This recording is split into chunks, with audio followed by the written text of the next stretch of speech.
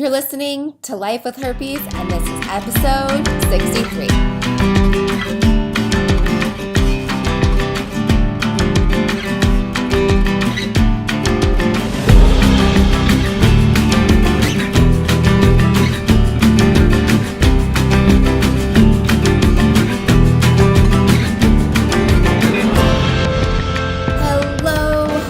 Hello, and welcome to today's episode. I am your host, Alexandra Harbushka, and you're here at the Life with Herpes podcast. So if it's your first time, welcome. I am happy to meet you, whatever it is that you're doing. Or if you've been with me for the other 62 episodes, what's up? What are we doing today? I love being here with you. So thanks for joining me. As always, it is my privilege and my pleasure to be here with you and answering your questions, giving you a little insight about what's happening in my life, and spending time together. So before we get going, if you have not joined our community, I don't know what you're thinking. No, I just want to tell you about it. It is a great opportunity to find friendships, to communicate, to open up, to have breakthroughs, but it is a great way. We have some free downloads. We offer promo codes and other cool discount codes for some of our products like the Crisis Toolkit, coaching, things like that. So if you have not joined, head on over to lifewithherpes.com. It is free, Free. Join, and then you get to join our Slack group, which is awesome because we are all over there chit-chatting and sharing our stories. So if you've not done that yet, head on over to lifewithherpes.com. So today is my favorite. I love doing the Life with Herpes podcast, but I love doing the hashtag Ask Alexandra questions because I get to hear from you, and it really is a great way for us to communicate. I know other people in the community benefit from your specific question because they have the same question. And I love being able to help you answer it and hopefully come up with a quick solution for you. So anyways, today's question comes from our anonymous friend. She is from Dallas. So what's up, our friend from Dallas? Beautiful city. Love it. I think some of my girlfriends and it's between Dallas and Montana. We're planning a girls trip. So maybe I will see you in Dallas. I don't know where we're going to go. But anyways, okay, let me read your question, which is a great question. You said, my partner just recently gave me HSV1, which that is herpes simplex virus 1, genitally, and now he has it genitally as well. We both had an outbreak this past week simultaneously. His last oral outbreak was ages ago, about 10 years at least he thinks. We both claim to have been faithful, so is it possible he has HSV1 in both locations? I didn't know I had anything, and I've tested negative for both as recently as January 2016. So it's about 10 months ago because of pregnancy. I had a razor burn that was unusually painful over the summer, but it was nothing, and it went away fairly quickly. This current outbreak is 3 spots, just like I had over summer. Summer was only 1 small spot. My partner is covered in spots, he says. Please help. He's convinced I've been unfaithful, and I'm just hoping we can get answers soon. We are currently awaiting tests. Okay. So I'm just going to go through this one at a time. Miss Dallas. I like saying Miss Dallas. It's like you're the prom queen or like the Miss America. Anyways.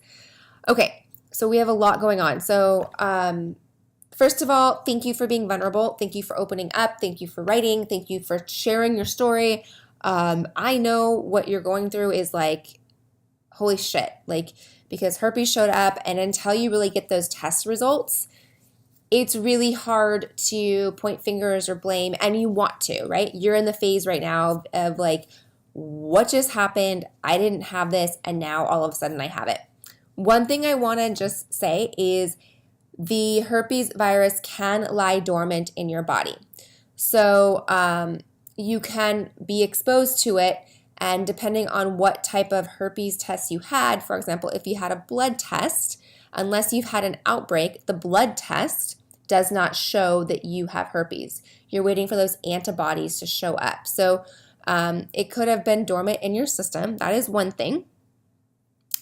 But it sounds as if, so you now have the oral herpes, the HSV1, commonly is the oral herpes in your genital region, which is also very common, right? This could have happened through oral sex. So your boyfriend could have given you oral sex and you could have been exposed to it that way. And then perhaps because you had an outbreak, then you could have transmitted it to him sexually, during vaginal sex. Or he could have,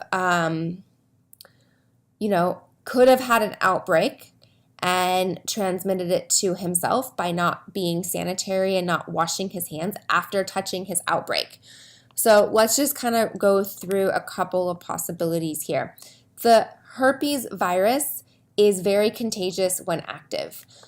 When you do have an outbreak, it goes into a pus, it goes into a blister and then pus, like lesion, which I know this is all gross. That whole time frame, you're really contagious. So very simple, if he has it on his mouth, he wipes his mouth. Normally, he's eating a sandwich, he touches it, whatever, then goes to the bathroom. It's on his hands and touches his genitals, and there you go, right? So he can technically pass it to himself. Most likely, in my opinion, he must have passed it to you orally by oral sex, and then you passed it to him vaginally. That seems the most common way to pass it. Something I want to clarify because it's been asked. So let's say you have the HSV1 virus orally. It does not automatically pop up in your genitals. So don't worry that because you have the virus, it could just pop up anywhere. No, it's going to pop up in the region that you were exposed to it. It's going to kind of stay in that area. As far as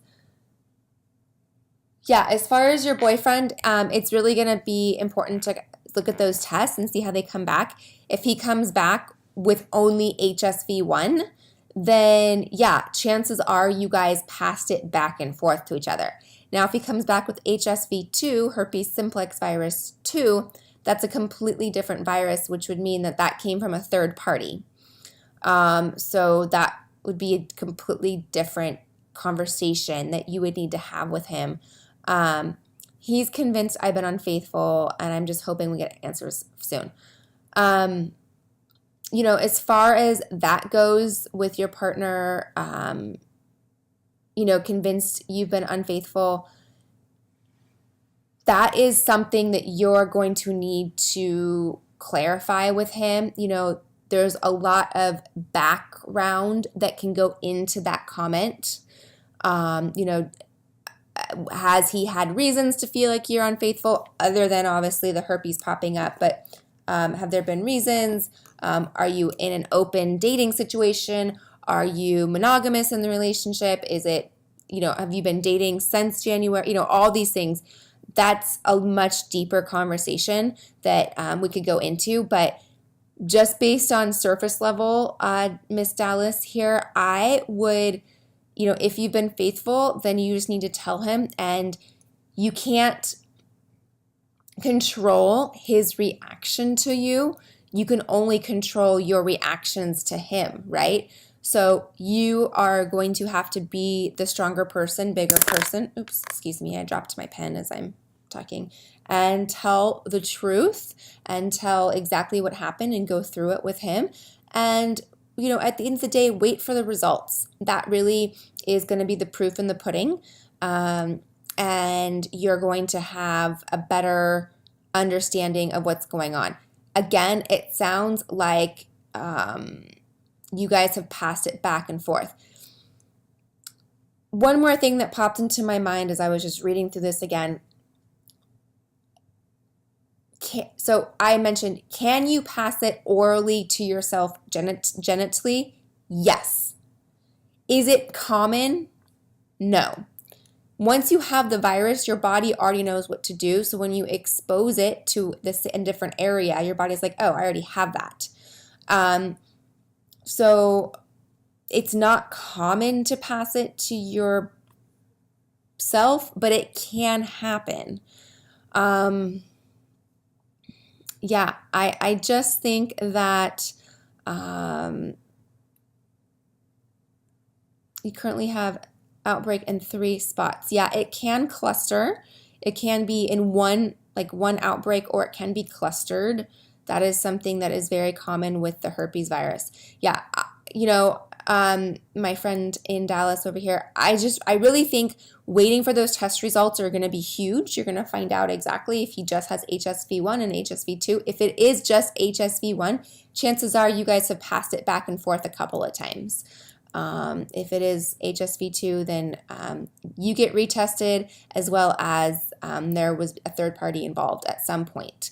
So that is a whole other question. And yeah. So we over here at the Life with Herpes community, we will be thinking about you in these next couple of days as your results will be coming back. We'll be thinking about you. Will you let me know what happened? I would definitely love to follow up with you and learn what happens, because this is a very unsettling time for you.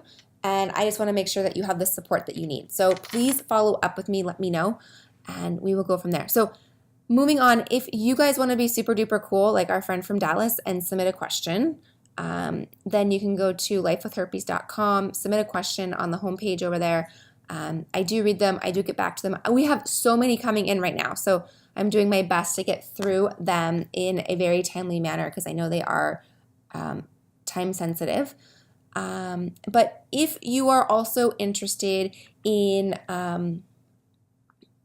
really diving deep into a specific question, not just the surface level, and really, diving down, getting the facts, understanding a little bit more, just spending more time with me one-on-one, I do offer some coaching, and we've had some great breakthroughs in this coaching. It truly warms my heart to be able to offer this, and it is very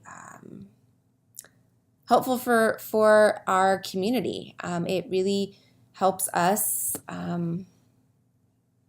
get back to loving our life, get back to what it was like before having herpes. So if that's something you're interested in, also go to lifewithherpes.com, join our community, and you will get some free, not free, the community is free, you will get some discount codes for the coaching.